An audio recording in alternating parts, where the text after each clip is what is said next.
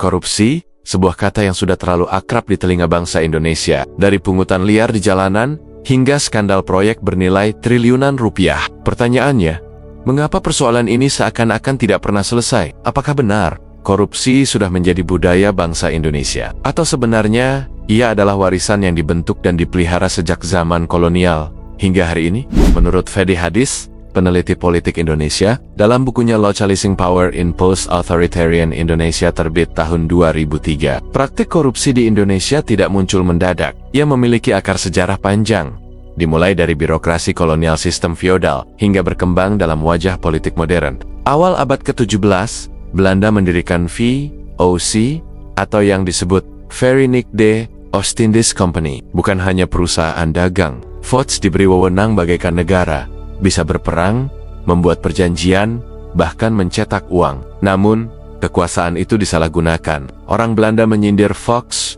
bukan sebagai Verenigde Oostindische Company, melainkan Vergaan onder Corruptie. Artinya, hancur karena korupsi. Ong Hock Ham, sejarawan Indonesia, dalam bukunya Runtuhnya Hindia Belanda 2002, menulis bahwa pejabat VOC hingga birokrat lokal kerap memanfaatkan jabatan untuk markup, pungutan liar, bahkan suap. Di abad ke-19, lahir sistem kultur stelsel atau tanam paksa. Cornelis Vetter dalam The Cultivation System and Its Impact menjelaskan bahwa setiap desa wajib menyerahkan 20% lahannya untuk kopi, tebu, atau nila. Namun para bupati sering menambah pungutan untuk diri mereka sendiri. Akibatnya, banyak petani di Jawa kelaparan. Bayangkan seorang ayah petani di tahun 1840-an, ia menanam kopi untuk Belanda, tetapi anak-anaknya tidur dengan perut kosong. Kemerdekaan tahun 1945 tidak otomatis menghapus perilaku lama. Ekonomi Indonesia pasca perang kacau, inflasi mencapai ratusan persen, dan birokrasi rapuh. Fenomena korupsi besar muncul tahun 1950-an. Praktik Alibaba. Menurut M. Dawam Raharjo dalam Perilaku Politik Bangsa, Ali adalah pengusaha pribumi yang hanya meminjam nama, sementara Baba, pengusaha Tionghoa, yang punya modal dan jaringan. Dengan dukungan pejabat negara, mereka mendapatkan lisensi impor, akses kredit, bahkan monopoli usaha. Sejak awal Republik, relasi politik sudah lebih berpengaruh daripada kompetensi. Di bawah Orde Baru, korupsi berubah menjadi sistem besar.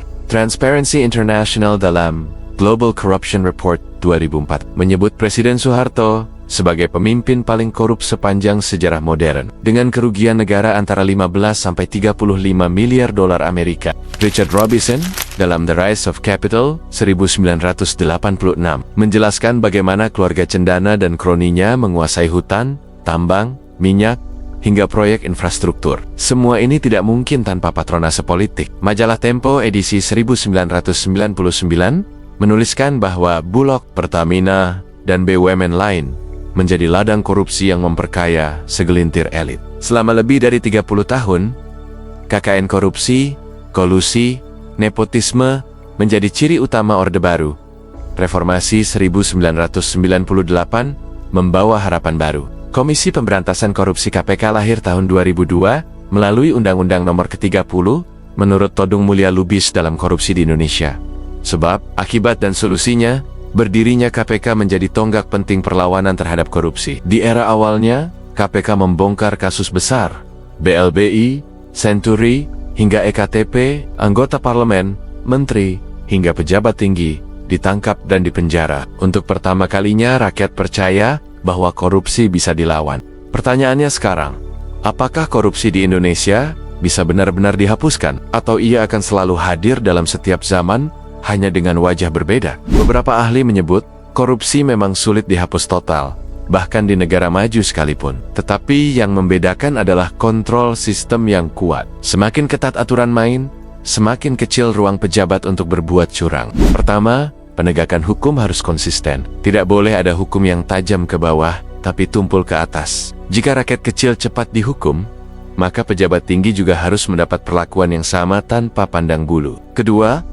transparansi penggunaan anggaran. Banyak negara berhasil menurunkan tingkat korupsi dengan sistem digitalisasi, di mana transaksi dan anggaran negara tercatat terbuka, mudah diawasi publik. Ketiga, pendidikan integritas sejak dini. Sosiolog Syed Hussein Alatas dalam bukunya The Sociology of Corruption menekankan korupsi bukan budaya bangsa, tapi persoalan sistem dan moral. Jika sejak sekolah anak-anak diajarkan kejujuran dan tanggung jawab, benih anti korupsi akan tumbuh lebih kuat. Namun, ada juga pandangan lain. Korupsi mungkin tidak bisa dihapus total, tetapi bisa ditekan seminimal mungkin. Seperti penyakit kronis, ia harus terus diperangi agar tidak meluas. Negara-negara maju bukan berarti bebas korupsi, tapi mereka berhasil membuat korupsi menjadi risiko tinggi dengan hukuman berat dan pengawasan ketat. Namun, refleksi ini tidak lengkap tanpa membahas hukuman. Karena sebesar apapun kampanye anti korupsi, kalau hukumannya ringan, efek jera tidak akan pernah muncul di Indonesia. Rata-rata hukuman korupsi hanya sekitar 4-10 tahun penjara. Banyak koruptor mendapat remisi, potongan hukuman, bahkan fasilitas mewah di penjara. Ada kasus besar yang malah berakhir hanya 2 tahun penjara, lalu bebas. Dampaknya, publik melihat korupsi sebagai kejahatan yang risikonya kecil, tetapi keuntungannya besar. Bandingkan dengan negara lain. Di Cina, pejabat yang terbukti korupsi besar bisa dihukum mati atau seumur hidup. Puluhan pejabat tinggi sudah dieksekusi karena kasus korupsi miliaran yuan. Di Singapura, hukuman korupsi bisa mencapai 20 tahun penjara dengan denda besar. Karena itu, Singapura sering berada di papan atas indeks negara terbersih dari korupsi. Di Korea Selatan, mantan Presiden Park Geun-hye divonis 25 tahun penjara karena kasus penyalahgunaan kekuasaan di Indonesia. Banyak kasus besar justru berakhir ringan, bahkan dengan berbagai keringanan hukuman. Itulah kenapa banyak pakar hukum menegaskan, jika ingin serius, Indonesia harus memberlakukan hukuman setimpal. Koruptor seharusnya dijatuhi vonis panjang tanpa remisi. Seluruh aset dikembalikan ke negara, dimiskinkan, dan dijatuhi larangan seumur hidup untuk menduduki jabatan publik. Jadi, apakah korupsi di Indonesia bisa hilang sepenuhnya? Sejarah panjang dari VOC, tanam paksa, Orde Baru, hingga reformasi menunjukkan korupsi selalu menemukan cara untuk bertahan. Namun bukan berarti kita menyerah. Korupsi mungkin tidak bisa dihapus total, tetapi bisa ditekan seminimal mungkin. Caranya, hukum tegas, sistem transparan, dan pendidikan integritas yang konsisten. Pertanyaannya sekarang, apakah bangsa ini berani membangun hukum yang benar-benar adil dan berat bagi koruptor? Atau kita akan membiarkan penyakit ini diwariskan turun-temurun? Bagaimana menurut kalian? Apakah Indonesia bisa benar-benar bebas dari korupsi? Atau korupsi hanya bisa ditekan, tapi tidak pernah hilang? Tulis pendapat kalian di kolom komentar. Dan jangan lupa subscribe, Otak Jadi Tahu, agar kita bisa terus membedah sejarah dan politik dengan kritis.